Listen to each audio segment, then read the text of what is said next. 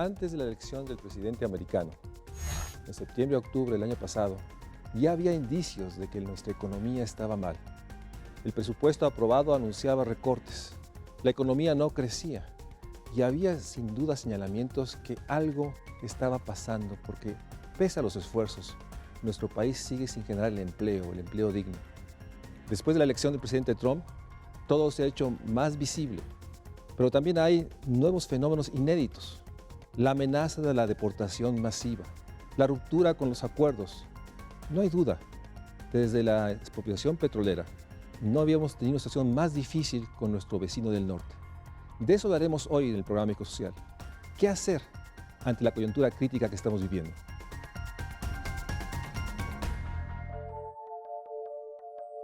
La llegada de Donald Trump a la presidencia de Estados Unidos ha generado incertidumbre a nivel mundial.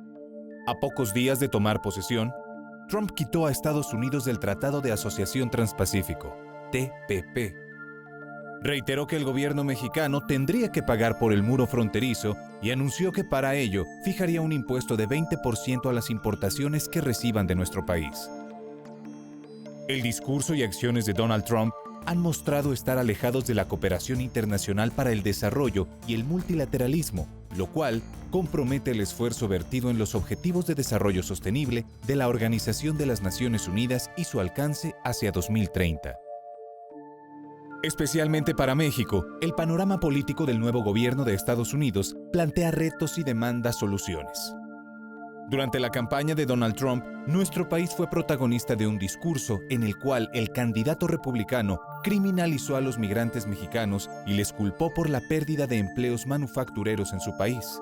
La renegociación del Tratado de Libre Comercio de América del Norte, con la posible salida de Estados Unidos, ha generado preocupación en sectores de nuestra sociedad, lo cual pone de manifiesto la necesidad de buscar y definir una nueva agenda de desarrollo en la cual el crecimiento económico de México no dependa principalmente de las exportaciones.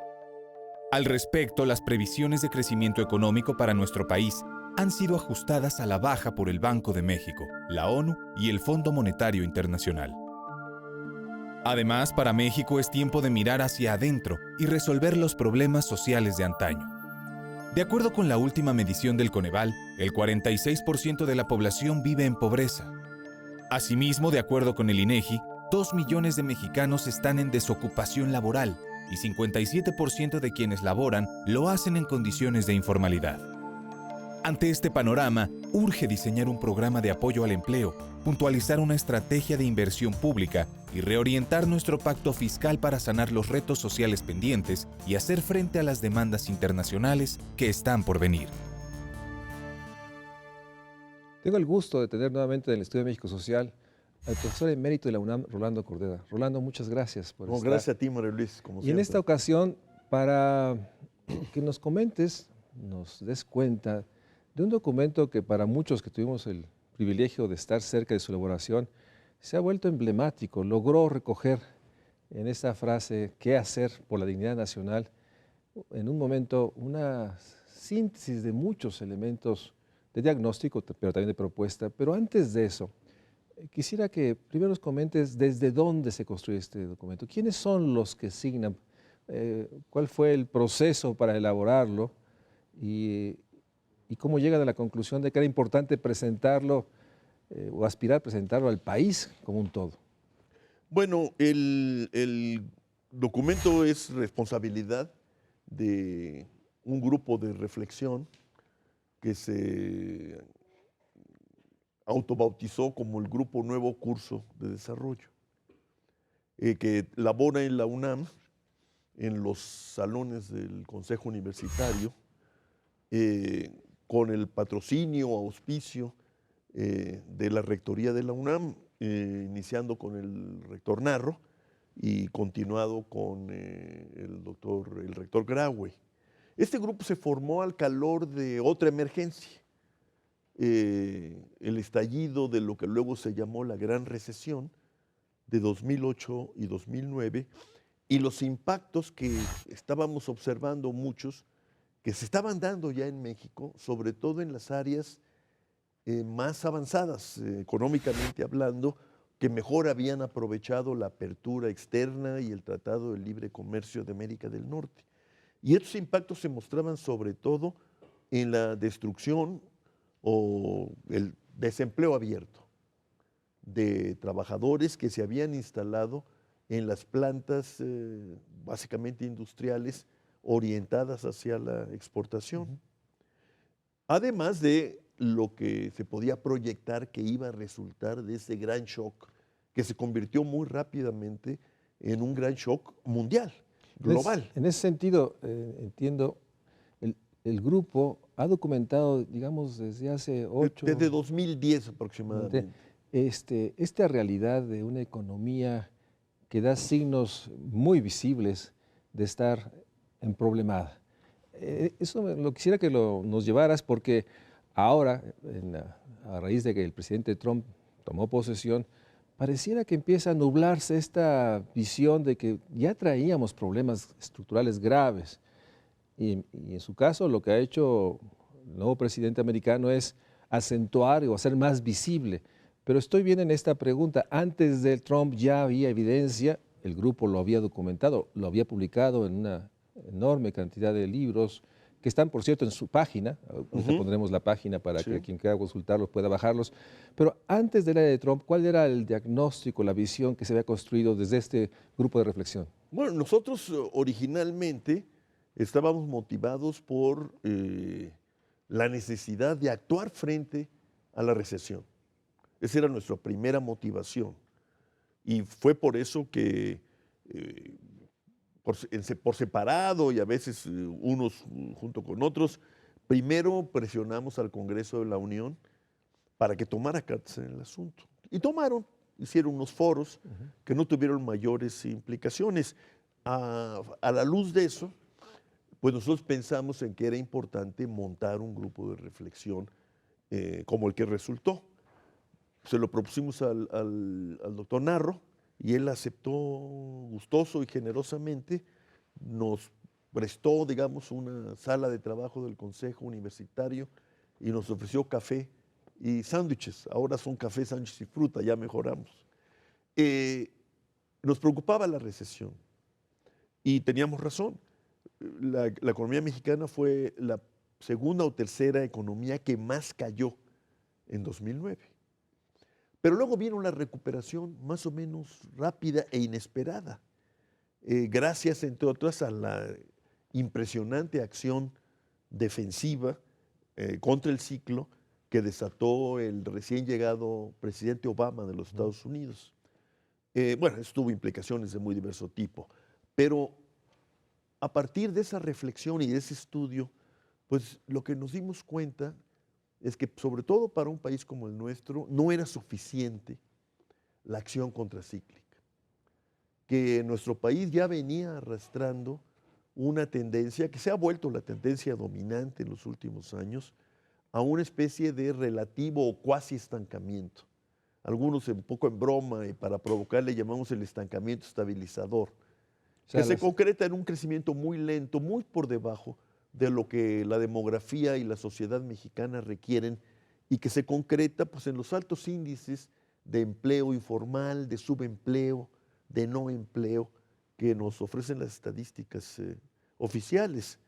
Y entonces llegamos a la conclusión de que, y así se llama el primer documento que elaboramos, más allá de la crisis, México frente a la crisis tenía que plantearse un nuevo curso de desarrollo que pusiera en el centro de la atención y obviamente de las prioridades la cuestión del empleo, recuperando esa vieja preocupación que heredamos de los años 30 del siglo XX y que John Maynard Keynes convirtió pues, digamos, en el gran planteamiento del siglo XX con sus libros y sus intervenciones políticas y que se había ido relegando y comenzado a ver pues como un resultado posible, deseable, pero no como un objetivo de la sociedad. Entonces, antes de la época Trump, ya había elementos, había propuestas, pero ¿cómo resolvieron yo no diría, deja ponerlo en términos de dilema? Por otra parte, el discurso oficial nos hablaba de un éxito exportador impresionante. nosotros no lo negamos, es un éxito exportador impresionante. Pero como dijo hace un poco tiempo un economista muy reputado de la Universidad de Harvard, Danny Roderick, el de México es un caso emblemático de gran éxito exportador y gran fracaso en el interior del país. Porque ese gran éxito exportador no se tradujo nunca de 1993 o de 1985, la fecha que tú quieras, pero sobre todo de 94 en adelante, una vez que se firma el Tratado de Libre Comercio de América del Norte, que da un salto, el comercio exterior mexicano, espectacular, como has dicho tú.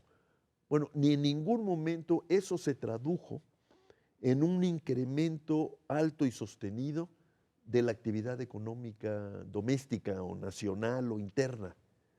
El producto ha crecido en promedio de entonces para acá en torno al 2.2, muy por abajo, digamos, 2.5%, muy por abajo de lo que se necesita en términos de creación de empleos. Es algo que nosotros también hemos recuperado. No vamos a tener primero, no vamos a tener mucho empleo. Y dos, no vamos a tener buen empleo si la economía no crece. O sea, el empleo depende del crecimiento de la economía. Si la economía crece poco, el empleo crece poco y tiende a echarse a perder por la competencia entre los trabajadores y por la necesidad en un país como este que no tiene seguro de desempleo, de que quienes no encuentran empleo, el que llamamos formal, asegurado, con contrato de trabajo, pues se van a hacer lo que puedan para sobrevivir, se van a lo que económicamente hablando se llama pues, la economía, el empleo informal, ¿no? Pero por otra parte, algunos te dirían, hubo baja inflación, reiterada estabilidad de varias macroeconómicas y esta reiterada ceremonia cada vez que llega un gran empresario que anuncia $1.000 millones de inversión extranjera directa, tampoco eso, digamos, fue... Bueno, esas son algunas de las conclusiones, si tú quieres, elementales a las que llegamos y en las que insistimos. Ni la estabilidad macroeconómica, suponiendo que esa sea la estabilidad macroeconómica que se requiere, ¿no? No quiero entrar en una discusión doctrinaria o de política económica en este momento. Ni la baja inflación, ni la inversión extranjera directa, que en efecto aumentó su ritmo por unos años, ni el éxito exportador son suficientes para que una economía como esta, de este tamaño, crezca lo que necesita crecer desde el punto de vista de las necesidades sociales. ¿Por qué? Porque se descuidó apostando a que el comercio exterior, la apertura, el libre comercio, el tratado de libre comercio, por ellos mismos nos harían buenos y productivos. Se apostó a eso y se descuidó lo que constituyen los pilares del crecimiento y del desempeño de cualquier economía compleja, grande y moderna, como es la nuestra. Se descuidó la inversión y se descuidó el consumo interno asociado a los trabajadores. Déjame hacer un corte. Se descuidó el empleo, se descuidó el salario. Déjame hacer un corte y regresamos porque como ha delineado el profesor Rolando Cordera, antes de la llegada de Trump ya había elementos, ya había señalamientos, me gustaría decir un debate, pero por lo menos había señalamientos de diversos expertos, en este caso el Grupo Nuevo Curso de Desarrollo, que señalaba que no bastaba estos éxitos exteriores, que finalmente la evidencia era que no se generaba un proceso, una economía nacional que pudiera sumarse al éxito exportador, y la prueba estaba en este bajo crecimiento, pocos empleos, muchos de ellos, la mayoría mal pagados, y que por otra parte este discurso de éxitos en equilibrios macroeconómicos tampoco eran suficientes. Antes de Trump ya vivíamos esto. Vamos a un corte y regresamos para que nos comente el profesor Cordera, bueno, qué ha pasado y cuál es el diagnóstico que presenta el Grupo Nuevo Curso de Desarrollo en términos de hacer visible lo que plantea el documento. Es realmente una crisis inédita que en un momento, o que ha puesto incluso algo que muchos de nosotros hemos subrayado, la enorme pertinencia que el grupo señaló, lo que estaba en riesgo es la dignidad nacional, no más, no menos. Vamos a un corte y regresamos al Estudio de México Social.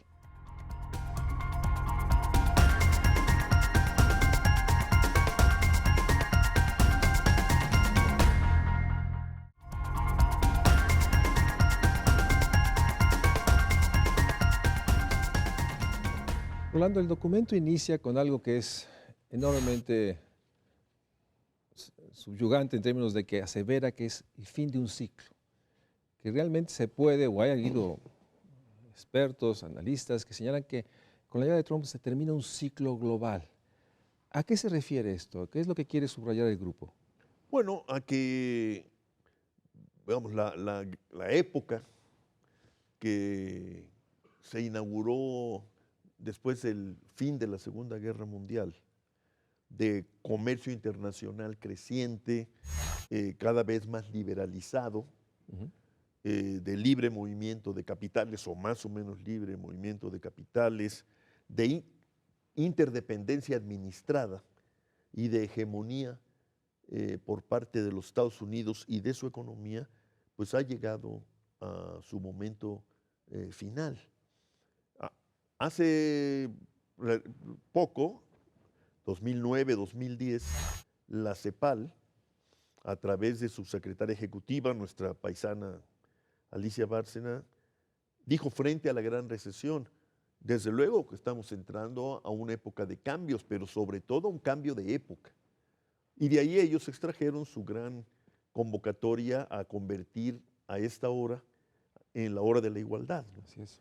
Y bueno, ese momento largo de liberalización del comercio que luego se convirtió en globalización, o sea, en liberalización extrema incluso. Ujú. En el caso nuestro, no hay duda, del intercambio comercial y también del movimiento de los capitales, el capital extranjero directo, la inversión dedicada a producir cosas o bien la inversión financiera que busca ganancias en los mercados monetarios y de capitales, que todo eso parece estar ahora no solo en crisis, porque está debajo de la secuela de lento crecimiento y de recuperación sin empleo, que es lo que caracteriza el momento actual, sino que está cuestionado abiertamente por el hegemón. El país dirigente, que fue el país dominante en los primeros El años de país que esta época, globalizaba al el resto. país que auspició, promovía la globalización y decían ellos la democracia representativa como condiciones para el bienestar, para la equidad y desde luego para enfrentar y superar la alternativa que en ese momento planteaba el comunismo soviético. Ese país, su grupo hoy gobernante, cuestiona todo esto. O sea, el paradigma de los 80s, o digamos, desde el siglo, de principios, después de la guerra, Así es hoy, digamos, denunciado desde el centro que lo promovió. Sí. Y nosotros lo estamos resintiendo particularmente, Mario Luis, porque ese cuestionamiento filosófico, vamos a decir, de grandes entidades, de grandes consignas, se convierte en el caso mexicano en un cuestionamiento inmediato al movimiento de las personas, es decir, a la migración y al movimiento de las mercancías, poniendo en el banquillo de los acusados al Tratado de Libre Comercio de América del Norte sin la menor reflexión previa. Está más o menos demostrado que el Tratado de Libre Comercio de América del Norte benefició y perjudicó a los tres socios. O sea, es falso esta, Es que fue falso totalmente, absolutamente. digamos, un tratado que benefició a los mexicanos a costa de los americanos. Así es falso. Y además es falso que la caída en el empleo industrial y en la participación de la industria en la economía norteamericana se deba a la apertura y a la avidez y astucia mexicanas. No, eso viene de antes, de que se abriera. Ya había mucho antes de destrucción que se del hubiera empleo en Estados Unidos, en ciertos lugares, digamos, emblemáticos, digamos, la OECD. Ya había pérdida de empleo y no necesariamente era todo producto del comercio, de esta No, búsqueda de cada vez más precios competitivos. hubo una huida, un traslado de cierto tipo de actividades industriales que estaban instaladas en los Estados Unidos a otras regiones del mundo, buscando sobre todo costos salariales bajos. Una vez que se abrió China al mundo, El caso emblemático. Sí. bueno, China fue el lugar preferido por la inversión transnacional que tiene su sede en los Estados Unidos. No fue México, fue China y sigue siendo China. Esta es la ironía del asunto. Bueno, entonces, esta deslocalización, o como se le llame, era un fenómeno que se comenzó a dar después de la gran crisis de los años 70, que se llamó el estancamiento con inflación. Y con la globalización se convirtió casi en una tendencia general.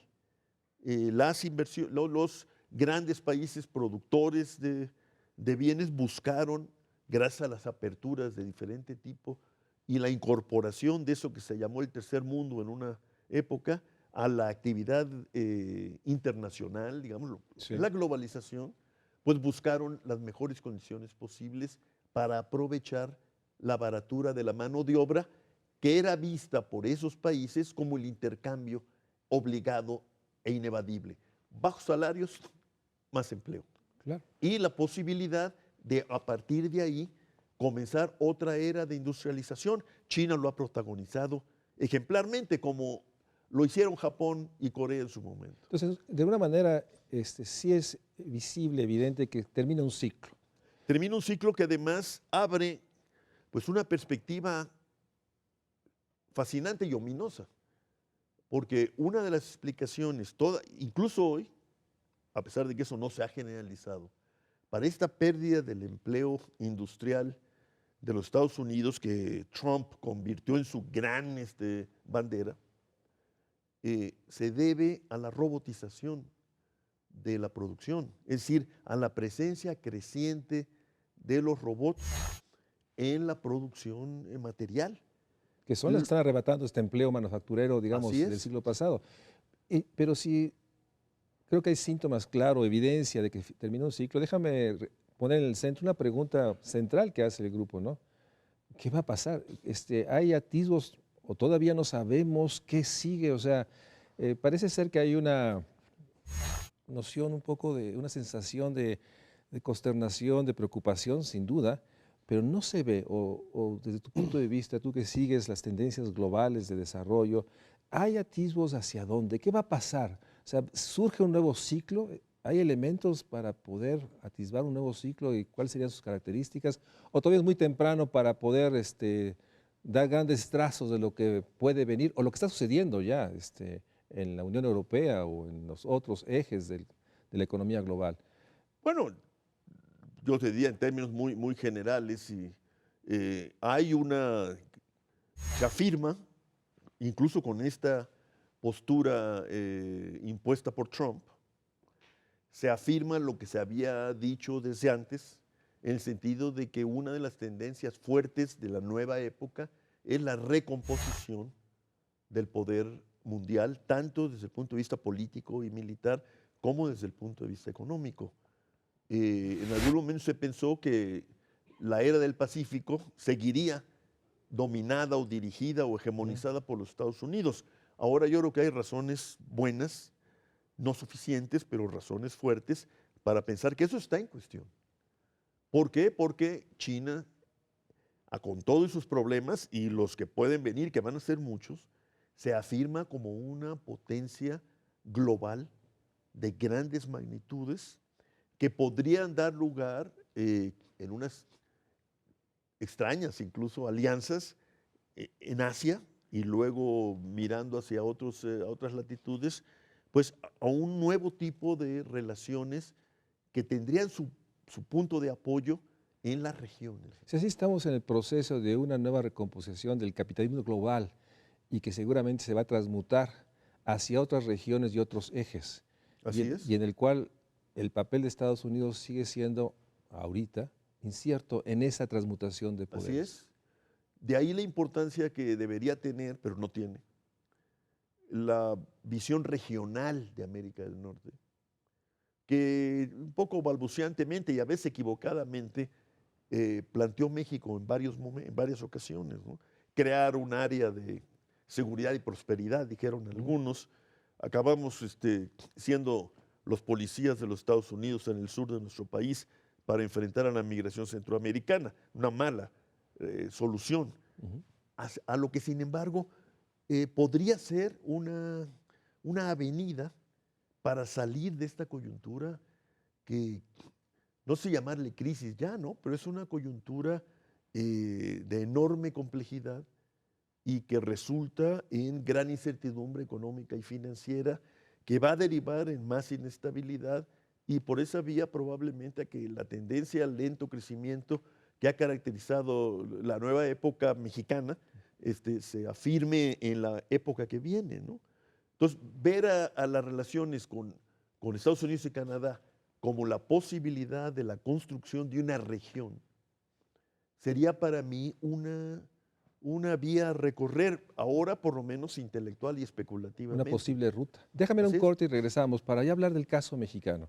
Déjame decirles a quien nos ve que este documento que está en la página del nuevo curso de desarrollo sigue siendo, pese a que se presentó recientemente y parece que cada día las noticias de malas y los estruendos de una manera de gobernar americana que genera enorme desasosiego en los Estados Unidos, pese a eso el documento sigue siendo un documento que hay que revisar y observar. Pero veamos en el caso mexicano qué propone el grupo, este grupo de reflexión, pero sobre todo también regresemos a esta primera afirmación.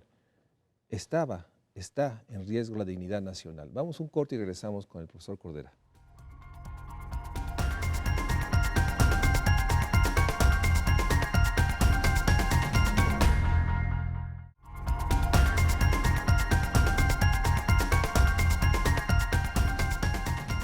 Rolando, deja de refrasear la pregunta. El texto bien dice, es en defensa del interés nacional y que ha sido transmutado a una sensación que había riesgos de que la dignidad nacional misma, por la manera en que se reportó, por lo menos lo que supimos del trato que recibíamos vía Twitter del presidente americano y todo lo que se dio en estas semanas, realmente hoy hay una oportunidad de plantearnos el interés nacional. ¿Cuál es el interés nacional? ¿Cuál es tu reflejo? ¿A qué te estás refiriendo por interés nacional? Mira, María Luis, es un término o una noción que puede ser calificada de equívoca.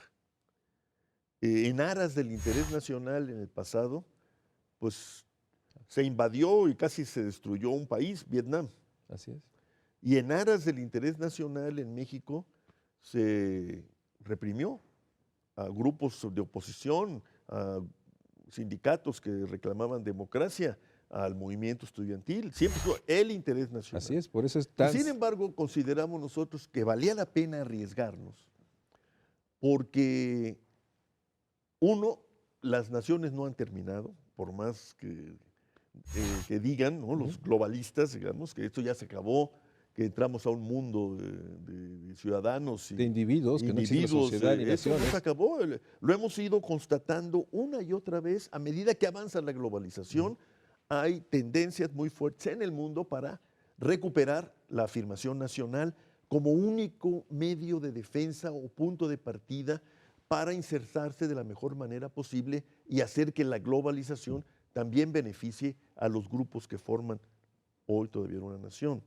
O sea, existe una nación y en consecuencia sí podemos tratar de derivar, interpretar, construir una visión de interés nacional que significa que en ciertos aspectos fundamentales de la vida de la comunidad nos unifican, su defensa y avance nos unifican. Reafirmar que pese a la diversidad y diferencias somos comunidad. Somos comunidad y que si no creamos, construimos una visión común de interés común, interés nacional, seremos débiles todos, independientemente del nivel de ingreso, del nivel de riqueza, de las categorías sociales, de las clases a las que pertenezcamos. Esa es la apuesta. Me parece a mí que la reacción que ha habido en nuestro país en estos infaustos días iniciales del gobierno del presidente Trump nos hablan de que en efecto mucha gente con diferentes interpretaciones, no se diga perspectivas políticas e inspiraciones ideológicas, siente que está en peligro, que está en cuestión, está en riesgo esta idea de comunidad. Diría el gran pensador Benedict Anderson, ¿no? Esta comunidad imaginada, no imaginaria. Sí, imaginada. A veces por le cada uno de tradujo nosotros. mal a Anderson.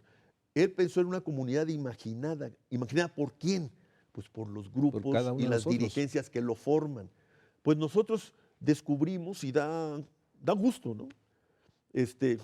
Que mantenemos esa imaginación y la mantiene Carlos Slim y la mantiene Daniel Servitje Sus en un recientes artículo en el periódico O Reforma. sea, prominentes empresarios, Empresarios, y grupos, académicos. grupos e incluso personajes como Andrés Manuel López Obrador o el ingeniero Cuauhtémoc Cárdenas. O sea, Así parece ser que de pronto sí hay algo, hay la posibilidad. hay un interés nacional que nos comunica a todos, Así es. y ahí estaba. Y hoy, en la situación que hemos vivido, lo hace visible y asible, ¿no? Y en ese sentido, pero entremos ya en el caso mexicano. ¿Qué has observado esta semana? Estamos en pleno mes del centenario de la Constitución mexicana, 100 años de un país que hace 100 años tenía un Congreso, pero también teníamos la presencia americana ominosa de la expedición Pershing, que estaba todavía sentada, una economía que estaba fracturada por la Revolución, una sociedad pequeña pero muy dolida por la cantidad de muertos. Hace 100 años estaba en una situación, déjame decirlo, mucho más grave, y se logró construir. Pero ahora hay una sensación de temor, de qué va a pasar, y en ese sentido, las primeras reacciones, o sea, ¿qué se ha dado en estas semanas? Por una parte, coincide con una situación grave, de que el gobierno anuncia incrementos, sobre todo en la gasolina, que sintomáticamente, la depresión del peso, pareciera ser que se desbordan mínimos, digamos, de esas percepciones económicas de estabilidad. ¿Cuál sería tu balance en estas 7, 8 semanas de inicio del año de la reacción del gobierno? ¿Ha logrado conectarse en lo económico, en lo político? ¿O ha habido también lo que se ha calificado, una sensación de, digamos, no muy afortunada de encuentro, no solo con el negociador Trump, como ahora Como lo bautizó Slim, ¿no? que es el gran negociador, Sí. ¿sí? Pero también hacia adentro, o sea, ¿cuáles han sido los primeros? Bueno, yo pienso que después de errores garrafales que empezaron en agosto del año pasado al invitar a esta señora a México y darle, dicen algunos, tratamiento de hombre de Estado, me pareció una medida absurda, totalmente Torpe. equivocada, y de unos primeros días de insistir, una vez que se resolvió la disputa presidencial en los Estados Unidos, en el sentido de que hay que esperar y ver, lo va a cambiar la vida. Así es. Lo van a instalar en el realismo tradicional americano. Al final de cuentas, diría yo, sacó el presidente en particular fuerzas de flaqueza y al decir no voy, concitó un genuino, ¿no?, apoyo de muchos sectores, de muchas personas, y sacó a flote la disposición de personalidades como estos empresarios de que hemos hablado, o de estos dirigentes políticos de enorme importancia de la oposición, como Cuauhtémoc Cárdenas, Andrés Manuel López Obrador, de construir esta unidad de defensa del interés nacional. Ahora, esto está bien, pero lo que sigue es darle materialidad, concreción política, densidad intelectual y de ánimo a esto que salió a la superficie. Entremos a esta parte. ¿Por dónde, en tu escenario más optimista, cuáles deberían ser gestos, decisiones que aprovecharan esta ventana de oportunidad de un país que se encuentra a sí mismo y percibe amenazas de distintas dimensiones, pero que está urgido de, yo diría, decisiones, de acciones? Bueno, hay acciones elementales, pero no por elementales menores, al contrario, que es la defensa de nuestros compatriotas que están en los Estados Unidos y que han sido amenazados y que serán maltratados, independientemente que están siendo maltratados. Están siendo maltratados, están siendo humillados, retórica y ya prácticamente en algunos lugares. Nosotros tenemos que defender a nuestros compatriotas que están allá, sean o no documentados, sean o no ciudadanos norteamericanos ya. Son mexicanos y son portadores, como todos nosotros, de derechos humanos, y los derechos de ellos deben respetarse. Y tenemos que ser muy firmes y hacer lo que podamos hacer en este plano. Allá y en ese, Allá y acá preparar una recepción generosa a la altura de las circunstancias de los que sean obligados a regresarse, los que decidan regresar por temor, por intranquilidad, por miedo, y en particular me interesa y preocupa a mí mucho los jóvenes que siendo de hecho norteamericanos, habiéndose formado como hombres y mujeres allá en los Estados Unidos, no tienen la nacionalidad americana y están siendo amenazados por Trump de ser expulsados masivamente de allá, perdiendo pues lo que han hecho como estudiantes ya ahora de niveles superiores. O sea, hace falta la construcción de una política social integral para recibir a todos aquellos que han sido forzados, que debe incluir elementos de educación, de salud, y de salud, de vivienda, de empleo, o sea, y de apoyo psicológico. Sí, es decir, vamos a enfrentar muchas circunstancias de inadaptabilidad.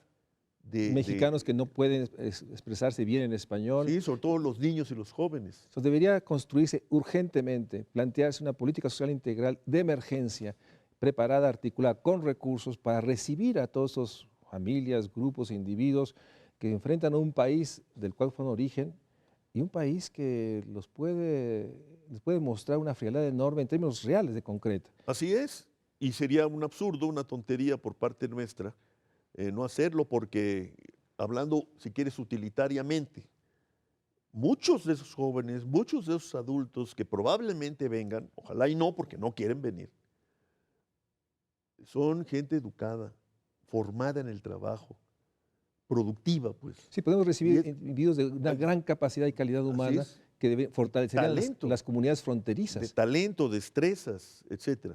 Y eso me lleva a lo segundo. Nosotros tenemos que estar preparados. Yo no lo quiero. Debemos estar preparados a que este señor denuncie el Tratado de Libre Comercio de América del Norte. Bueno, déjame antes de entrar a la parte económica. Pero es que yo digo, es que nosotros tenemos que hacer dos cosas. Uno, enfrentar la denuncia y no renunciar a la economía abierta que construimos. O sea, el punto central es que no por denunciar el tratado renunciamos a la economía abierta. No. No necesariamente es un asunto, digamos, entonces tenemos lineal. Que crear capacidades, destrezas, habilidades e instituciones enfiladas a un objetivo central. Convertir en patrimonio nuestro, en capital nuestro, en fuerza productiva nuestro, las ganancias del comercio internacional, de la apertura, que hasta el momento en gran medida llegaron y se fueron por la vía de las importaciones. Es decir, debemos plantearnos una nueva industrialización mexicana sin caer en un proteccionismo que tendría, yo creo, poco futuro y que además no necesariamente sería beneficioso para los grandes grupos que forman nuestra población y particularmente de los trabajadores. Es un gran reto, pero se puede hacer. No se tiene que hacer, déjame. Entonces hay que reivindicar nociones como la política industrial, como una política de capacitación intensa de la fuerza de trabajo y un aprovechamiento de las capacidades del Estado para promover, abrir el campo a un nuevo curso de desarrollo. Ese es el gran desafío que nos están planteando. Y a la vez la gran oportunidad. Entonces déjame sintetizar. Por una parte está la urgencia, la obligación ética de proteger a los connacionales allá. Construir una estructura de política social integral para recibir, apoyar, proteger y sin duda en el mejor sentido integrar a nuestras comunidades a lo mejor que está llegando a nuestros países. No verlo como un problema, sino una enorme oportunidad.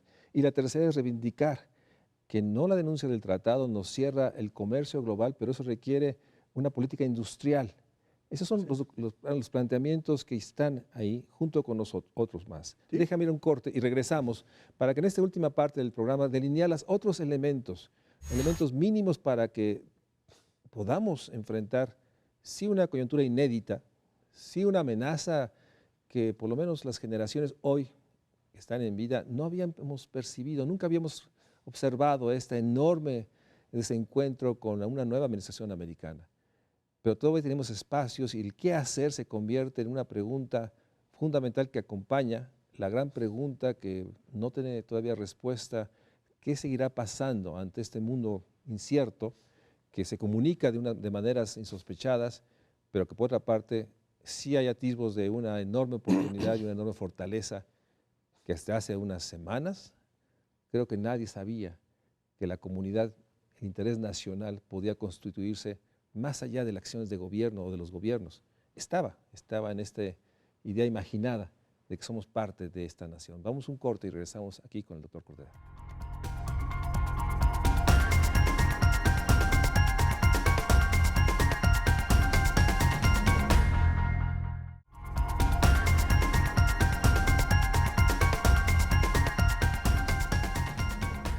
Hablando como has insistido muchas veces, pero eso requiere diálogo, capacidad de acuerdo, política, participación del Estado en código democrático, Estado de Derecho, una serie de elementos que están alrededor, porque sin duda la economía o es economía política o no es. Así es, sí. ¿No? Y en ese sentido también hay ciertos elementos urgentes a subrayar de lo político, de la política, para avanzar en la agenda.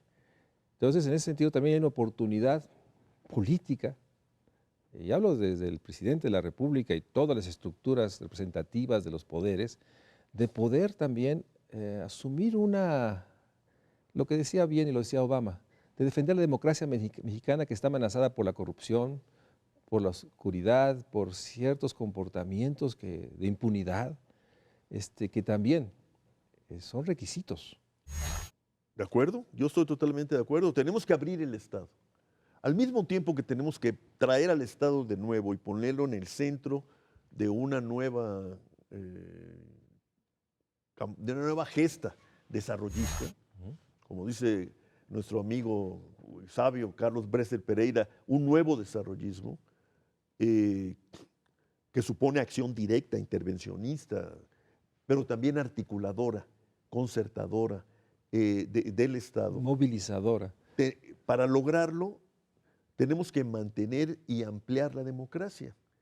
Y no solo por la vía de la votación o de la democracia directa, que está bien, yo no quiero entrar en pleito con eso, está bien, sino más bien en reconstruir los órganos del Estado, en particular el órgano colegiado representativo por excelencia, que es el Congreso y los congresos, en maquinarias de ampliación de la democracia, de participación y de colaboración de poderes para echar a andar este proyecto neodesarrollista. ¿Qué estoy pensando? Bueno, el Congreso de la Unión tiene que recuperar su capacidad de ser no donde se aprueba, donde se dirime, donde se delibera sobre las finanzas públicas, sobre las finanzas del Estado, sobre su asignación. Tiene que ser capaz de investigar efectivamente las acciones de los responsables de la política y de poner en cuestión las políticas que no funcionen, es decir, de evaluar. Y tiene que ser capaz también de convocar a las fuerzas sociales, a las fuerzas productivas, a un diálogo permanente de revisión, evaluación y seguimiento de los proyectos, programas y políticas que se acuerden. ¿Qué quiero decir con esto? Pues tiene que agenciarse, auxiliarse de lo que proponemos nosotros, un Consejo Económico Social y de un Consejo Fiscal. O sea, son medidas necesarias para poder instrumentar. Sí, y para ampliar la democracia. Eso, ahí amplías la democracia, claro, pero concretas esta ampliación. Ya no solo es la libertad de expresión, la libertad de movilización, la libertad la tolerancia al diálogo. Reclamo. Está muy bien todo eso. No, tienes que ir más adelante. Construyendo estructuras. Porque si no, el Estado no va a funcionar. Es decir, no va a estar a la altura de lo que le vamos a exigir y reclamar si no se reforma a sí mismo. Y no lo ha hecho, ha pospuesto una y otra vez lo esencial que es la reforma del poder y de su ejercicio. Es condición necesaria para aprovechar el momento de esta reforma y reorganización Yo creo del que Estado mexicano. Es el momento para hacerlo. Para subrayarlo en la misma dimensión de lo económico, de lo industrial y de una serie de acciones. Mira, piensa en lo siguiente, Mario Luis. Nosotros hemos insistido en que tenemos que voltear los ojos y poner en el centro, sin abandonar el comercio internacional, poner en el centro el mercado interno y dentro de la inversión y el empleo y los salarios. como una condición para que el mercado interno crezca dinámicamente. Lo hemos dicho desde 2010, ya no estamos solos. O sea, ya hay gente que se ha Juan sumado. Pablo Castañón, el presidente del Consejo Coordinador Empresarial, el ingeniero Carlos Slim, el maestro Daniel Servitje, confluyen independientemente de sus acuerdos o desacuerdos, que no sé cuáles son. Pero sí encuentras hoy un nudo. Los tres que hablan anuda de mercado interno, inversión. tecnologías. Entonces, pero eso, mercado interno, consumo, salarios, empleo, inversión, supone muchas medidas de política e implica, ni modo, hay que decirlo, implica la reforma fiscal. No podemos ser nada con un Estado tan pobre fiscalmente como es el Estado mexicano. Todas esas acciones, dirías, pasan por una reforma fiscal y una revisión de las finanzas públicas. Sin Así eso, en el ingreso y en el o sea, gasto. dirían los expertos, los criterios de la política económica tienen que ser revisados desde su fundamento Así es. para poder aprovechar y enfrentar lo que tenemos Así es, ahora como sí. ominoso, una sensación de que la actual manera de operar de nuestra economía no va a poder reaccionar simplemente en modificar marginalmente lo que se hace. Sí se requiere un replanteamiento que pasa por reforma fiscal. Pasa por reforma fiscal, lo que supone a su vez, tú lo has dicho mucho, la recreación de un pacto, ¿no? ¿Sí? Quizás allí nosotros le concedemos demasiado a la revolución y a la constitución, siendo que ahí estaba el pacto social. Sí, pero no hubo un pacto fiscal. No hubo un pacto fiscal en 1917. Y ese no pacto fiscal se mantuvo a lo largo del siglo XX, para bien y para mal, si Sí. quieres, pero no explícitamente no hubo un pacto fiscal y de ahí el empobrecimiento progresivo del Estado Pero Nacional. el pacto fiscal implica sobre todo es un pacto político, un pacto social. Eso es un pacto político. Es un nuevo acuerdo político. Así es. Por eso, déjame destacar, tu subrayado de estos artículos, de estos personajes del mundo empresarial, son tan significativos. Si llegamos a ese paso siguiente, Claro. a acordar un nuevo pacto político que se corresponda en un pacto fiscal y una revisión realmente de la manera como opera el Estado. O sea, sí queremos más Estado, pero un Estado inteligente, pero fuerte. Así es. Bueno, tanto se hablaba cuando la transición a la democracia aquí en México, los pactos de la Moncloa, ¿no? Casi había gente que pedía importar a Felipe González y a Que nos dijera Fernández, el teórico del rey, etcétera, a que vinieran aquí.